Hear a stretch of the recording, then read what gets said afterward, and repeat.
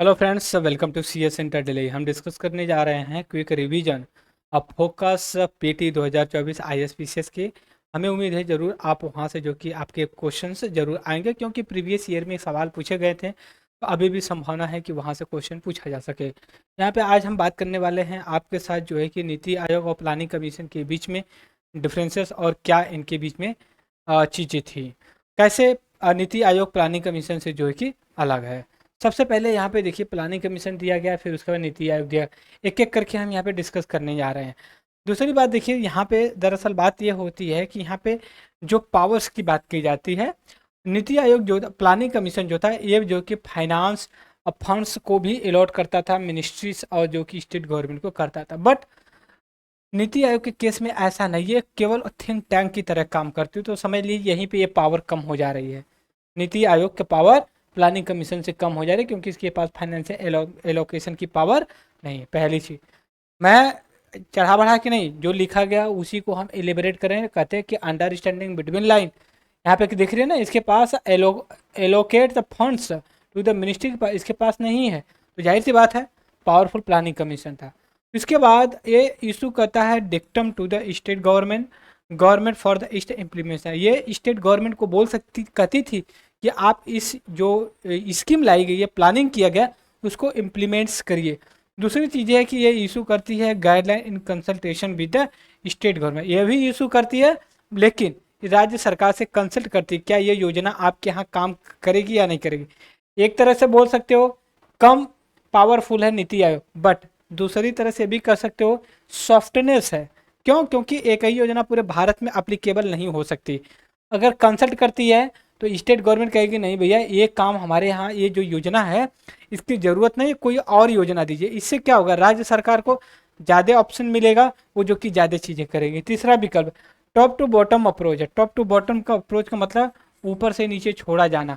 लेकिन अगर हम नीति आयोग की बात करें तो ये नीचे से जाकर के ऊपर की तरफ जाती है। ठीक है, कहने का मतलब ये है नीति आयोग इस केस में जो कि बॉटम अप्रोच में जो कि ज़्यादा यूजफुल और ज़्यादा जो कि इफेक्टिव है। चौथी चीज़ है decision were the more centralize under the planning commission. जो सेंटर था, डिसीजन लिया जाता था, प्लानिंग कमीशन बहुत सेंट्रलाइज था, किसी व्यक्ति विशेष के हाथ में थी। बट ऐसा इसमें नहीं है। इसमें क्या डिसेंट्रलाइज है, फेडरलिज्म को ज़्यादा, कोऑपरेटिव फेडरलिज्म को ज़्यादा ये प्रमोट करती है। उसके बाद प्लानिंग कमीशन में 8 जो फुल टाइम मेंबर थे और कोई ऐसे पार्ट टाइम मेंबर नहीं था। लेकिन इसमें फुल टाइम 4 जो कि फुल टाइम मेंबर है, मैक्सिमम 2 जो कि पार्ट टाइम मेंबर। तो मतलब डाइवर्सिफाई बहुत ज़्यादा है। छठा है हेड है the deputy chairman and the member secretary other than the full time member. इसमें डिप्टी चेयरमैन भी थे और इसमें भी थे। दूसरी चीज़ है, इसमें चेयरमैन की जगह वाइस चेयरमैन, डिप्टी चेयरमैन की जगह वाइस चेयरपर्सन। फिर उसके बाद चेयरपर्सन कौन होता है, हमारे जो नॉमिनेटेड प्राइम मिनिस्टर थे, और जो इनको वाइस चेयरमैन नॉमिनेट किया जाता है प्राइम मिनिस्टर ऑफ इंडिया के द्वारा किया जाता है। इसके बाद इसमें सेवंथ ऑप्शन जो देखता है, जो प्लानिंग कमीशन था, इसका रिपोर्ट जो होती थी वो national development council comprise chief minister and the governor के द्वारा होती थी, जिसको हम कहते हैं एनडीसी बोलते। लेकिन नीति आयोग जो है उसके द्वारा जो है कि गवर्निंग काउंसिल होती है, वहाँ से किया जाता है।